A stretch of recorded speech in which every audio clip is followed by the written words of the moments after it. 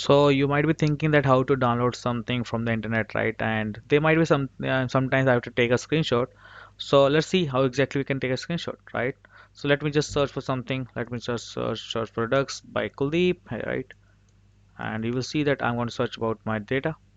And you say that Kuldeep, I want to take a screenshot of this second thing, right? All right, no issues. Just go here, right? Just do inspect again. Just go to inspect and just take this inspect thing, right? After doing inspect, you have to just choose this thing, right? Make sure that you're selecting the element, right, to inspect it. Click on that and choose this option. Okay, right now I want to inspect on this element, right? You can see that I can click here. So I want to choose this option, you can see. All right, do Control Shift P and just write node, and it will show you that captured node screenshot, right? Click on that. Right, when you click on that, it will simply pop up something. It will ask me to save the screenshot. I say yes, save it there, and just save it. All right, looks good. And you can see the screenshot tells you how exactly the things look like. This is what I have taken the screenshot, correct? Great. Now friends, you say that okay, Kuldeep, I need to take screenshot of this particular thing, right? I want to take this thing to this third things, right?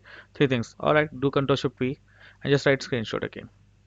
Now you want to say that capture the area screenshot, go here. It will give you the area which screenshot you want to take. So I say okay, this much screenshot I want to take. Makes sense? All right, looks good. Let's check it out how exactly the screenshot looks like. Right, so it will again pop up the thing. I will go and save it, and let's try to see the screenshot looks like. I paste put it here. The screenshot looks like the perfect, right, what exactly I want. All right, the last one, not the least, I want to take the screenshot of the whole page.